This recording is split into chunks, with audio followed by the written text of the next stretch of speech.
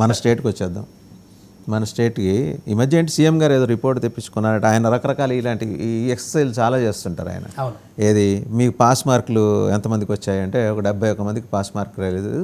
అందులో మీరు కూడా కంపార్ట్మెంట్ కేటగిరీలో పాస్ అయ్యారు. ఏంటి ఆ మైనింగ్ మాఫియా ఏంటి, ఇసుక మాఫియా ఏంటి, లిక్కర్ మాఫియా ఏంటి, దాంట్లో అసలు మీ పేర్లన్నీ ఎందుకు వచ్చినాయి?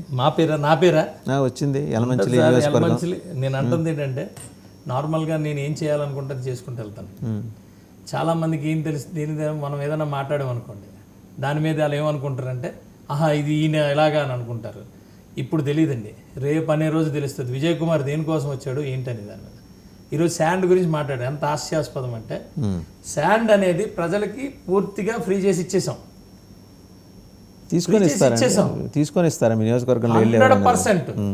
నేను అంటున్నా నా మీద రాశారు 5 లక్షలు 10 లక్షలు ప్రతి నాదేనే కదా, అందరిది రాశారు కదా, 71 మంది రాశారు కదా. నేను అంటున్నాను బాబు మీరు దయచేసి ఆ 10 లక్షలు ఏదైనా ఉంటే చెప్పండి, దేశానికి ఇచ్చేద్దాం ప్రతి నెల.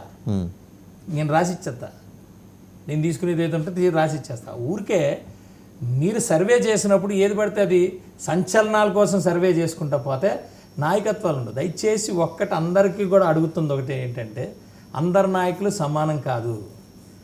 విజయ్ కుమార్ అనేవాడు 16 సంవత్సరాలు కష్టపడి వచ్చాడంటే, అంత శ్రమ ఓడ్చి అన్ని చేసి వచ్చాడంటే అది ఒక స్ట్రాంగ్ కమిట్మెంట్ ఉంటే తప్పితే రాడు.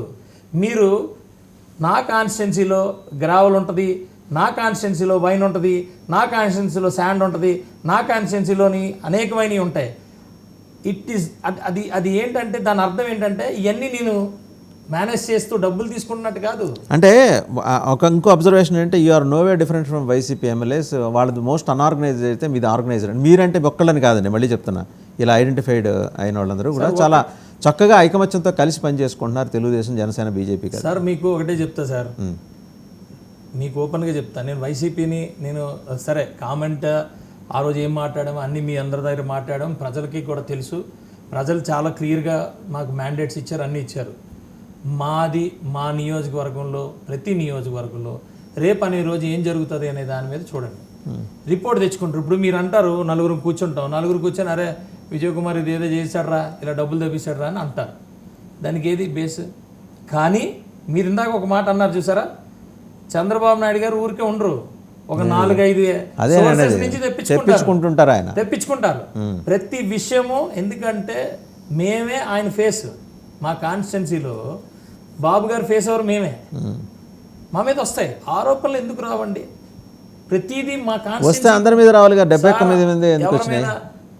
ఎవరి మీద? 175 మంది మీద రావాలి కదా, 71 మంది మీద ఎందుకు వచ్చినాయి? మేము ఇప్పుడు కొత్త కదా, మేము కొత్త. నేను ఫస్ట్ టైం ఎమ్మెల్యేనే. మీరు చూడండి చాలామంది ఫస్ట్ టైం ఎమ్మెల్యేస్ ఉంటారు, కొంతమంది రఫ్గా ఈ నాయకులు ఉంటారు, కొంతమంది చెయ్యొచ్చు చేయకపోవచ్చు, నేను కామెంట్ చేయను. కానీ ఒకటైతే మాత్రం మీ నోటీస్లో ఎవరైనా ఉన్నారా ఈ 71 మంది? సార్ నేనైతే ఇమ్మెటీరియల్ సార్, నాకు ఉండాల్సిన టార్గెట్ నాకు ఉందండి.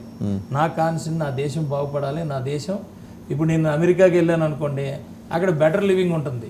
నా దేశంలో బెటర్ లివింగ్ లేదని నేను అనుకోకూడదు అని చెప్పి నేను కూడా బెటర్ లివింగ్ ఉండాలంటే ఏం చెయ్యాలి అన్నప్పుడు రాజకీయంలోకి రావాలి, ఎమ్మెల్యే అవ్వాలి, ఒక ఏరియా ఉంటుంది. అసలు ఎవరు సార్ ఇదే మీ మీద అసలు ఈ రకమైన ఆరోపణలు చేస్తున్న వాళ్ళు ఎవరు? మీ వాళ్ళ, బయట వాళ్ళ? సార్ ఎవరైనా రకరకాల కారణాలు ఉంటాయి. ఎవరైనా అనుకోండి రకరకాల కారణాలు ఉంటాయి. నాకు నచ్చకపోవచ్చు. ఇప్పుడు మీరు ఏదో పని మీద వచ్చి ఉంటారు, ఊరికే అది ఎందుకు నేను అడుగుతా, దాన్ని ఇలా అడుగుతా, నువ్వు ఇలా అడిగేస్తా అన్న అనుకోండి, మీరు ఎక్కడో దగ్గరికి వెళ్ళి కూర్చొని దుబ్బిలేదా, అవి చేయలేదా, దానికి ఏది బేస్లెస్ ఆర్గ్యుమెంట్స్, బేస్లెస్. ఎందుకంటే ఆ నియోజకవర్గానికి సంబంధించి అడ్మినిస్ట్రేషన్ అంతా నేను చేసుకుంటాను. సో ఒకటి నాకు చాలా అస్టానిషింగ్గా అనిపిస్తుంది ఏంటంటే మీరు యలమంచిలి నియోజకవర్గంలో ఇసుక ఫ్రీ అనేది నిజంగా ఫ్రీయా అని? అదేంటి సార్, యాజ్ పర్ రేటే గవర్నమెంట్ ఏదైతే జరిగిందో అదే ఉంది. చూడండి కావాలంటే మీ ట్రాక్టర్లు అంటే మీ అనుయాయుల ట్రాక్టర్లు, మీ అనుయాయుల లారీలు, టిప్పర్లు వాటిలో తొలగించాలి సార్. నిజమేనా అది? నేను ఛాలెంజ్ చేస్తున్నాను రండి, నేను ఇక్కడ కూర్చుంటా, నా ఫోన్లు మీకు ఇచ్చేస్తా, మీరు ఛాలెంజ్ చేసి ప్రూవ్ చేస్తే మీరు అప్పుడు మాట్లాడదాం. సో ఒకటి క్లియర్ ఏంటంటే కొంచెం ఇక్కడ మీ యొక్క విషయంలో ట్రాన్స్పరెంట్గా ఏంటంటే యలమంచిలి నియోజకవర్గంలో అయితే ఇసుక ఫ్రీ, మిగిలిన మీకు తెలియదు సార్. అన్ని విధాలుగా నేను ఓపెన్గా చెప్తున్నా, నా కాన్స్టిట్యున్సీ వరకు నేను ఏలుకోవాలని మాత్రమే నేనున్నా. నా కాన్స్టిట్యున్సీ పైన ఏదైతే మేము అక్కడ నిర్ణయిస్తామో, అక్కడ బాబు గారు నిర్ణయించారంటే మేము అందరూ కలిసి నిర్ణయించిందే కదా, అది నేను నా కాన్స్టిట్యున్సీలో ఇంప్లిమెంట్ చేస్తాను. ఒకవేళ నా కాన్స్టిట్యున్సీలో ప్రాబ్లం ఇలా ఉందనుకోండి, నేను బాబు గారి దగ్గర తీసుకెళ్తా, అసెంబ్లీలో తీసుకెళ్తా, చర్చిస్తా.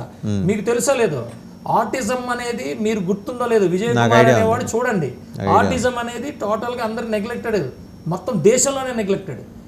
నేను ఈ 10 నెలలు కూడా పోరాటం చేసి అన్నీ చేస్తే లోకేష్ గారు అనే వ్యక్తి నిజంగా ఉండడం నా అదృష్టం. ఈరోజు 3100 కోట్లు కేంద్రం నుంచి నిధులు తెచ్చుకొని 125 సెంటర్స్, ఆటిజం సెంటర్స్కి అప్రూవల్ తీసుకున్న ఈ ఫైనాన్షియల్ ఇయర్లో. అన్నీ కూడా ఏపీలోనే ఏపీ మొత్తం. ఓకే, ఏపీ నా ఒకదాని గురించి నేను మాట్లాడలా. అలాంటిది ఒక టాపిక్ తీసుకున్నాను నేను, ఆ టాపిక్ మీద పురోగతి సాధిస్తున్నాం. ఇప్పుడు టీమ్ ఆఫ్ ఎమ్మెల్యేస్ కూడా ఉన్నాము. రేపు రాబోయే రోజుల్లో మాకు అఫీషియల్గా ఇసుక మీద క్లారిటీ ఇచ్చారు. లిక్కర్